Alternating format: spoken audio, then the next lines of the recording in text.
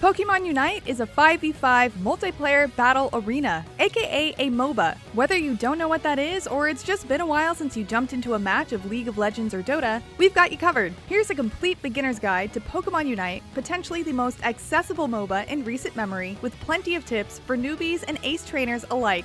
First things first, a MOBA is a genre that heavily emphasizes strategy and teamwork in order to overcome the enemy team in an arena with different lanes, goals, and objectives. Each character boasts a different kit, their collection of abilities, and excel at different strategic roles within the team. Pokemon Unite follows the same general summary to a T, but is a bit less complicated and more intuitive than most of the MOBAs that have been on the scene for years now. In Pokemon Unite, you work with your team to earn as much XP as possible while scoring points. Earn AS energy, commonly referred to as points, by defeating wild Pokemon or by killing an opponent to steal their points and delivering them to enemy goal zones. Guard your own goals by attacking opponents approaching or on your goal zone to prevent them from scoring. As you capture your opponent's goals, you'll push that lane towards the goals beyond to keep scoring points. The team with the most points after 10 minutes wins. You'll always have 4 main goals in Pokemon Unite regardless of which character you choose. Earn XP, score points, protect the goals, and don't die. Let's get into how exactly to do these things.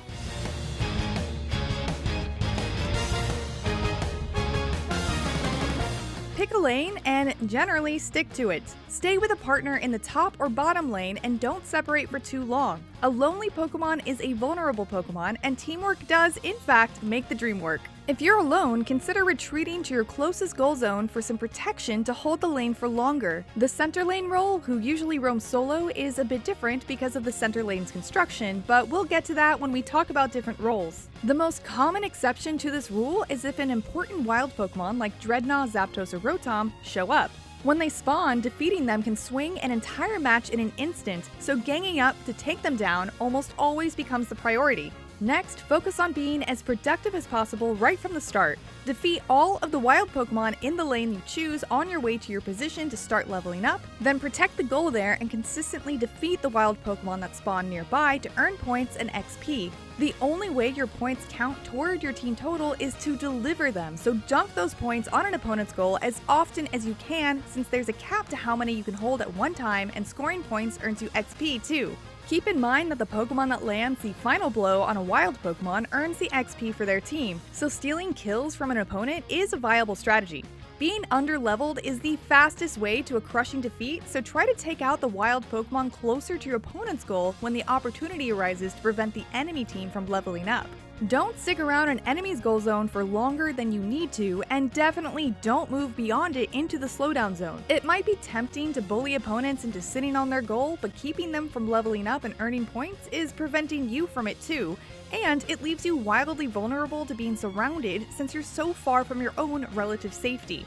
Keep an eye on the minimap to predict where your opponents might be going. Dying causes you to drop some of the points you were carrying and takes you out of the match for a bit, making it extremely easy to fall behind on levels. The only exception to this rule is if you're able to swipe their health-restoring citrus berries at an opportune moment.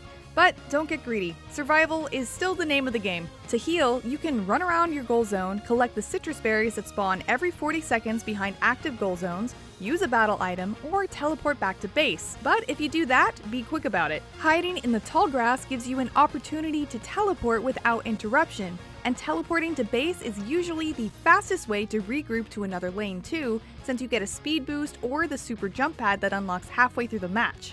Keep in mind, some Pokemon have abilities that heal them and/or teammates, so take advantage of those as well.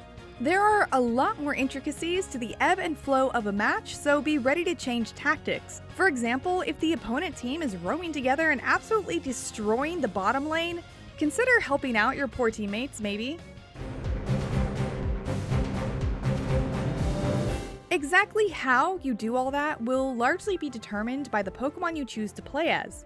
There are 5 unique types. Attackers provide long-range offense but have a low health pool and generally do best in the top or bottom lane with a defender, all-rounder, or supporter that can help protect them. Keep your distance, take out wild Pokemon before they get close enough to hit you, and keep dealing damage. Your basic attacks can pack a punch even through walls, but always remember that you're pretty vulnerable if you get ganged up on. As the name suggests, defenders excel at defending their teammates and their goals in the top or bottom lanes. Defenders should act as a damage sponge, blocking their squishier teammates from strong attacks, and initiate battle with the hard-hitting Rotom, Dreadnaw, and Zapdos in order to draw their attacks so the team can survive those fights long enough to finish them.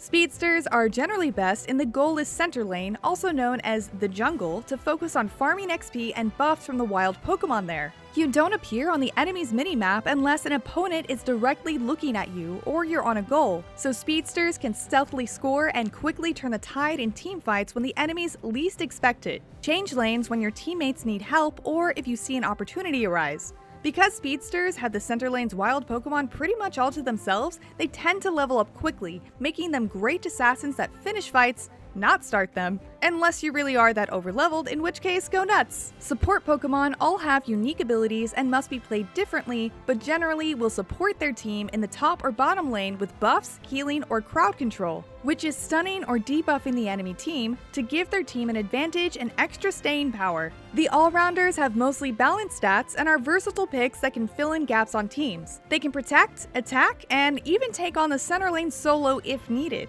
It all depends on what items you give them and which moves you choose as you level up. There are detailed descriptions of each ability a Pokemon can use in the Pokemon menu, including their powerful Unite move, which is sort of like an ultimate that can be used in a pinch that turns the tides of a battle. Definitely read them and experiment with a Pokemon in the practice arena before taking them into a match. You can do this even if you haven't purchased the Pokemon yet.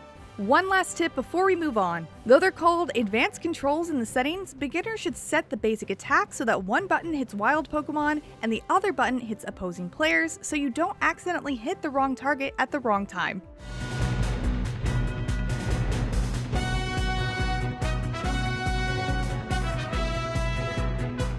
As we mentioned earlier, taking out wild Pokemon is important to earn extra points and XP, especially the Combi, Vespiquen, and Audino, which are worth extra XP. But there are certain wild Pokemon to focus on that grant additional effects. This might change in the future, but this is what we've got on the main map for now. The Pokemon in the center lane should target Ludicolo and Bouffalant first and foremost. Ludicolo buffs damage dealt to low-health Pokemon, and Bouffalant gives a buff that reduces enemy movement speed when you attack them. Both are perfect for junglers. Dreadnaw spawns at the bottom of the map at the 7-minute mark in a match, and then again every 2 minutes after defeated, and is especially important. Help your team with it. Defeating a Dreadnaw gives your entire team temporary shields along with a big XP bonus, and it also drops 20 Eos energy. Rotom will spawn at the same rate as Dreadnaw, but on the top lane. When defeated, it drops 20 Eos energy, then moves towards the enemy's goal zone. When it arrives, points can be deposited instantly for a short time. However, if your opponents can defeat it before it reaches their goal, then they get 20 points, so escorting it is smart. Lastly, and most importantly, is Zapdos, who spawns 2 minutes before the end of a match and is super dangerous. When defeated, you can instantly score on your opponent's goals for a short time, and the player who defeated it gets 30 Eos energy. You'll most likely need your entire team to take it down, but whoever lands the final hit earns Zapdos buffs for their team, so keep in mind what we said earlier about stealing kills from your opponents. If your team is winning, you probably don't really need Zapdos, just counter the losing team if they go for it. Also consider that if you can wipe your opponent's team after they defeat Zapdos, but before they can get to your goals, their effort will have gone completely to waste. Even without a Zapdos buff, everyone earns double points during the final 2 minutes. This is referred to as the final stretch, so take advantage of these last few moments and focus on depositing points. Now that you have the basic idea of what to do during a match, there are a few things to prep in between matches. Make sure to check all the little menus to get all the free stuff you can. From events, battle pass, trainer level, energy rewards, and occasionally mail. Then spend time on choosing battle items and held items. Battle items are tools with varying effects that you can trigger with the press of a button. Make sure to equip one that matches your playstyle. We prefer the eject button to quickly get away if you're prone to dying, or goal getter, which doubles your scoring speed for a short time. You can only have one equipped at a time, and they also have their own cooldown. These can only be acquired by leveling up, and you'll have all of them by trainer level 16, but you need to actually claim them in the menu. Held items can be bought at the Eos Emporium with Eos coins and Eos tickets, the in-game currency you get for completing daily missions and timed events. They provide a variety of passive buffs, like the Score Shield's shield that protects you from being interrupted while scoring, to the Float Stone that increases movement speed when you're not in combat. Each held item has base stats that can be increased with item enhancers, which can be earned by gaining trainer levels and in-game rewards. Buddy Barrier, Muscle Band,